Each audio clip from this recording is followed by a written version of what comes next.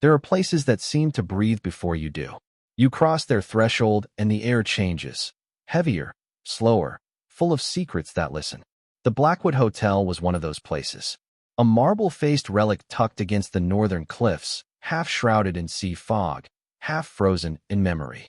The kind of hotel that pretends to have guests when really it shelters ghosts. Clara Hale arrived on a rain-washed evening in November, suitcase in one hand, letter of assignment in the other. She was a journalist, or at least she used to be. Lately she wrote for whoever still answered her emails, travel columns, anonymous reviews, the kind of copy that hides exhaustion behind adjectives like charming and exclusive. This time, her editor's message had been blunt. The Blackwood has reopened after 15 years. Find the story. Make it shine. You could use the break. A break. That word sat strangely in her chest. Because for Clara, every journey began as an escape and ended as an autopsy of whatever she was running from. The road to the hotel curled like a thought that refused to resolve. Mist coiled around the cliffs. The sea below muttered like an old secret. At the end of the drive, the building rose, 6 floors, 30 suites, 1,000 eyes behind the glass. The concierge met her with a smile rehearsed too many times. "Welcome back to the Blackwood, Miss Hale," he said, though she had never been there before. The way he said back made her pause. Suite 11. That was the room assigned. Top floor. Ocean view. The room nobody had requested. And yet, somehow, the one already waiting for her. The corridors whispered under her steps. Wallpaper the color of fading parchment. Chandeliers dimmed to a golden sigh. Every door identical except hers. Darker wood, newer brass, as if replaced. Inside, the suite smelled faintly of salt and jasmine. A mirror faced the bed, tall enough to reflect the entire room, or whoever might enter it. On the desk lay a single card embossed in gold. "Welcome, Miss Hale. We've been expecting you." Her throat tightened. No one should have known she was coming. Even her editor had arranged the booking under a pseudonym. She unpacked slowly, a ritual of grounding. Laptop, notebooks, recorder, half-read novel, sleeping pills she never used. Outside, the sea beat against the rocks with patient insistence. She turned on the recorder. "Clara Hale, arrival notes," she said softly. Blackwood Hotel reopened after 15 years. Architecture, Edwardian revival, heavy on illusion. Mood, anticipatory. Staff appear rehearsed, possibly briefed. "We'll investigate reopening history." A pause. Then, quieter. "Something about this place feels aware." Later, she explored the lobby. A grand piano gleamed though no one played it. Behind the reception desk, an antique clock ticked with a heartbeat's irregularity, sometimes skipping a second, sometimes adding one. A woman in emerald silk stood near the bar, watching her reflection rather than the room. Their eyes met in the mirror, only in the mirror. When Clara turned, the woman was gone. Dinner was served to a half-empty hall. Conversations were soft, as though the guests feared waking the walls. She noticed them one by one. The older couple who never spoke, but kept holding hands too tightly. The young man with a notebook like hers, glancing at her every few minutes. And the concierge, always near the door, always smiling. When the plates were cleared, a waiter approached.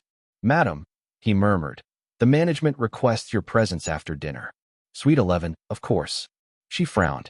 "I'm already staying in 11. "Yes," he said. "That's precisely why." The night grew colder. Wind rattled the windows like memory knocking for entry. She returned to her room, each step heavier than the last. The card on the desk had changed. Now it read, "Did you find what you were looking for?" Her pulse stumbled.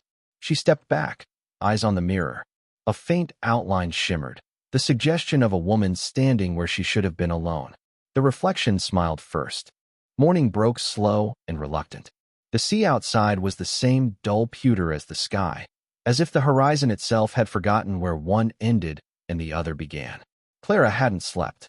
The reflection from last night clung to her thoughts, half believed, half denied. Dream or warning, she couldn't decide. Her recorder blinked on the bedside table. She picked it up. Blackwood, day 2. No logical explanation yet. Possibly exhaustion, pareidolia. Still, a pause. The mirror feels alive. Downstairs, the breakfast room buzzed with a low, orchestrated calm. The kind of silence that exists only when everyone is pretending not to listen. The concierge greeted her again. Same smile, same tone. But today, there was something else in his eyes. Recognition, or perhaps pity. Did you sleep well, Miss Hale? She lied. Perfectly. Good, he said softly. It's best to rest while you still can. She froze. While I still can. He only nodded toward the dining room. The manager will be delighted to see you later. Enjoy your stay. At the buffet, Clara scanned the guests more carefully. Each one seemed cast from a different decade, a mix of eras and styles, as though time itself had curated them. The couple from last night were gone. The young man with the notebook sat alone, scribbling furiously. And at the far end, the woman in emerald silk, perfectly still, gazing at nothing. Clara blinked. The chair beside her was empty. When she looked again, so was the woman. Later that day, Clara began her investigation under the guise of a travel feature. She asked the concierge about the reopening. The Blackwood was closed for how long? He smiled. 15 years, almost to the day. Why? Renovations. Renovations of what? His answer came too quickly. Of memory. She frowned. Excuse me. But he'd already turned to greet another guest. By noon, Clara found the hotel library, a small chamber lined with dark shelves and the faint scent of damp paper. Old guest ledgers lay open behind glass, names faded to the color of smoke. She leaned close. There it was, Suite 11, Miss Clara Hale, dated 15 years earlier. Her own name. Her breath hitched. She whispered, no. The ink looked old, aged evenly with the rest of the page. Not a forgery. Not new. She took a step back. The mirror on the far wall caught her reflection again. Only this time, the reflection smiled late, a fraction of a second after she did. Evening fell with a kind of theatrical precision. The chandeliers flickered on, violins murmured from the lobby speakers. Guests assembled for the formal dinner, as if the hotel had choreographed every gesture in advance. At her table sat 3 others. A retired professor who refused to discuss his field. A woman who introduced herself as Mrs. Blythe, though my husband won't be joining us tonight.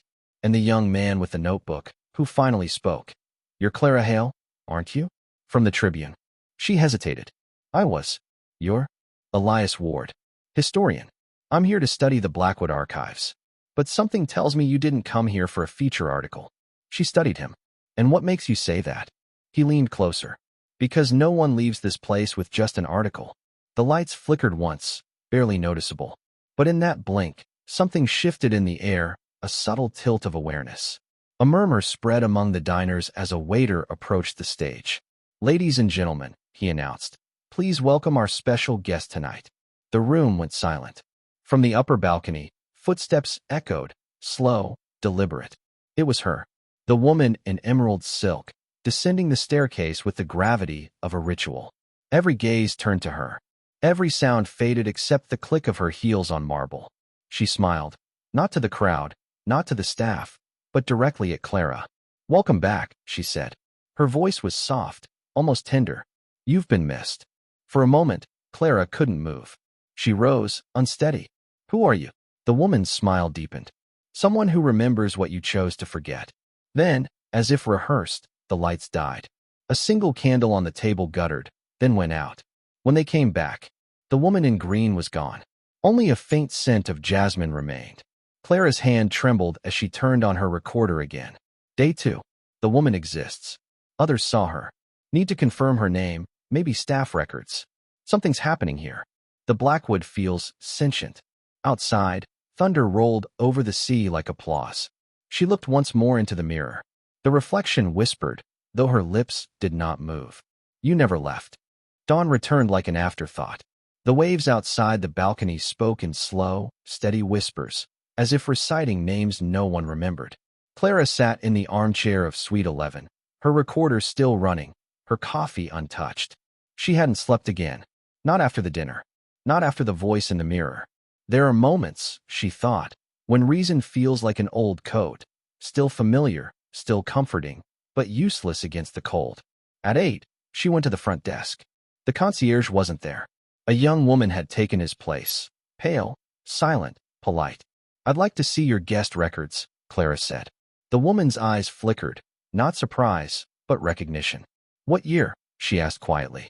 Clara hesitated. This one. The woman smiled faintly. Then you'll find nothing. We never record the present. Clara frowned. Excuse me. But the woman was already gone, as though the air itself had folded her away. Back in the library, the historian Elias Ward was waiting. He looked worse than yesterday. Eyes ringed with sleeplessness, his once neat notes scattered around him. You've seen her, haven't you? He said. The woman in green? Clara replied. He nodded. She's appeared before. Always when the ledger writes a name twice. What do you mean, twice? Elias turned the old guest book toward her. Beside her own entry from 15 years ago, another name had been added overnight. Same handwriting, same ink. Clara Hale. Only the date was today. Her throat went dry. Someone's playing with the records. He shook his head. No. The Blackwood writes its own. Outside, the hotel was quieter than usual. The wind had stilled, the gulls were gone, and the sound of the sea had flattened into an eerie calm. As she walked down the corridor, every door she passed seemed to breathe, subtle shifts of air, the faint hum of whispering. When she stopped at Suite 9, she heard it clearly, a low voice murmuring her name. Clara. She turned the handle. Locked. She pressed her ear closer. The voice continued, softer, more desperate. It's not your first time here. That afternoon, she joined Elias in the dining hall. The tables were empty. Only echoes of last night's chatter remained. He slid a folded piece of paper toward her. Found this behind the mirror in Suite 11, he said. She unfolded it carefully. It was a letter, written in the same elegant handwriting she'd seen on the ledger. To the next Clara Hale. If you are reading this, it means the cycle continues. Her hands trembled. She read on. The Blackwood is a vessel. It feeds on memory, not bodies. Every time you remember too much, it rewrites you. Elias spoke softly. You see now why people never leave. She met his gaze. Then how do we stop it? He looked away. Maybe we don't. Maybe we remember less. Night came faster that day. By 8, the entire hotel was shrouded in mist, thick, silver, and unnaturally still. Clara walked the corridor again, her recorder running. Day 3, she whispered. Every window leads to the same view. The clocks don't match, and I think I've been here before. Her voice cracked. The more I think, the less I remember. At the end of the hall, Suite 11 stood open. Inside, candlelight, faint and trembling. She entered. The air felt heavier, like breathing through history. On the bed lay a photograph. A group of guests smiling at the hotel's grand opening. Her eyes scanned the faces. There she was, 15 years younger, standing beside the woman in emerald silk. The mirror on the wall shimmered. Her reflection wasn't hers anymore. It was the younger version, smiling with quiet defiance. You asked what the Blackwood is, the reflection said. It's memory that refused to die. Clara stepped closer. Who are you? The reflection's voice softened. I'm who you left behind the last time you tried to leave. Thunder cracked outside. The lights flickered, then steadied. Behind her, footsteps echoed, slow, deliberate. She turned. The woman in green stood at the doorway again. Her eyes were kind, almost maternal. Do you understand now? She asked. Understand what? Clara demanded. That the secret isn't why you came here. It's why you stayed. The woman approached, placing a hand on the mirror. The glass rippled like water. Every seeker becomes the memory they chase, she whispered. You looked for the truth. But here, truth becomes you. Elias burst into the room, breathless. Clara, don't look at her. But it was too late. The reflection reached out, and Clara's hand met hers. For a moment, everything froze. Then the world inverted. She was standing inside the mirror. Suite 11 shimmered on the other side, Elias pounding at the glass, his face fading into distance. The woman in green turned toward her. Welcome home. Time folded in on itself. Scenes replayed. The dinner, the rain, the letter, looping endlessly.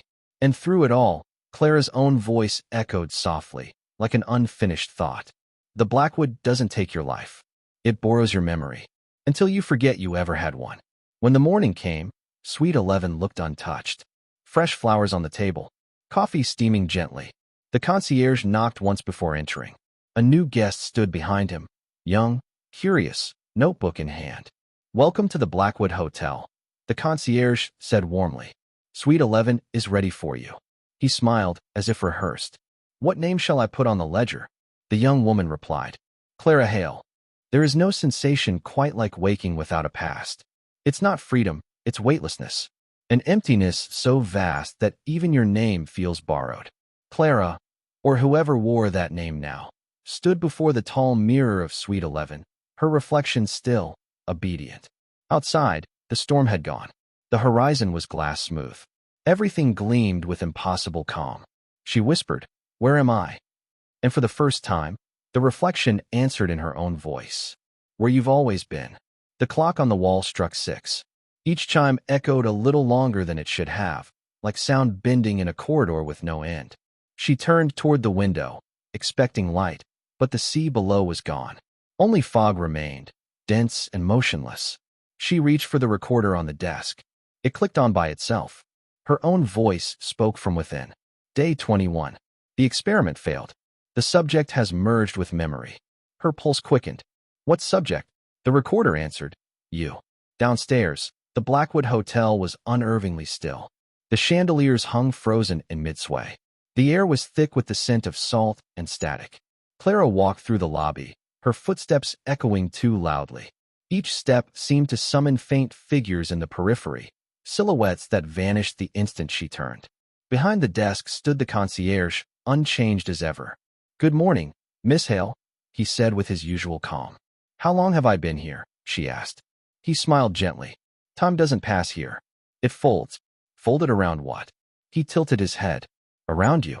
She found Elias again, or rather, a version of him. He was seated in the library, his face older now, voice rasping like paper. "You're not real," she said.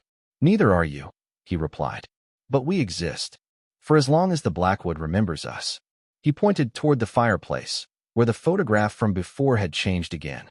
Now there were two Claras, one standing, one sitting, both smiling. A loop within a loop. Elias continued. "The Blackwood isn't a place. It's a memory engine, built by the lost, for the lost. Every guest here once tried to rewrite their past." She whispered, "Alchemy." He nodded. "The oldest kind. The transmutation of guilt into eternity." In that moment, the truth began to ripple through her mind, like light refracted through old glass. The woman in green. The ledger. The déjà vu that wasn't déjà vu. It all pointed to one thing. She hadn't stumbled into the Blackwood. She had built it. A fortress of recollection, designed to preserve fragments of consciousness too fragile for reality. The seeker of truth had become the architect of illusion. The air began to hum. Mirrors along the corridor lit up with faint phosphorescence, each showing a different version of her. Younger, older, broken, serene. They whispered in unison. "Do you still want to leave?" She pressed her hands over her ears, shaking her head. "Yes, I want out." The reflections laughed softly. "Then forget us." The chandelier flickered once, then shattered. Darkness, then silence. She woke up, or thought she did, on the floor of Suite 11. The walls were bare now, the mirror gone. Only the recorder remained, blinking steadily. She pressed play. A calm, unfamiliar voice spoke. "Memory extraction successful. Subject Clara Hale archived." Her breath caught. Archived. She looked around. The sea had returned, but it shimmered like painted glass. The sound of waves was slightly off, as if repeating itself. She whispered, "This isn't the world." A figure appeared at the doorway, the woman in green, her dress now faded to silver. "You've done it," she said softly. "Done what?" "You remembered enough to break the loop." Clara stood. "Then why am I still here?" "Because escape requires forgetting, not remembering." She stepped closer. "You built this place to trap your own mind. Every version of you who couldn't let go." Tears welled in Clara's eyes. "Then who are you?" The woman smiled gently. "The last one who did." They stood facing each other, reflection and self, creator and creation. Between them, the air shimmered with faint golden light. "Look," said the woman. "Every door you opened was a memory you refused to release. Every shadow, a fear you immortalized. Now let it burn." The walls began to dissolve, flaking away like ash. The corridors fell inward. The chandeliers melted into beams of light. And beneath it all, a low, harmonious tone, the sound of dissolution. Elias appeared once more, standing by the collapsing staircase. He smiled faintly. "You found it, Clara. The truth that all seekers share." "What truth?" "That nothing remembered is ever real." She nodded slowly. The light around her grew brighter, gentler, wrapping her like a cocoon. The woman in green whispered, "Let go of your name. That's the final key." She closed her eyes. The sea roared, then faded into silence. When she opened them again, she stood on a train platform bathed in morning light. No Blackwood, no mist, no echoes, only people, real, vibrant, unaware. A newspaper headline read, "Journalist missing for 15 years declared dead." She smiled faintly. "I remember now," she whispered, "and I choose to forget." She walked away, toward the rising sun, her shadow long and certain. Behind her, unseen, a single mirror leaned against a wall in the shadows, its surface empty, waiting for the next name.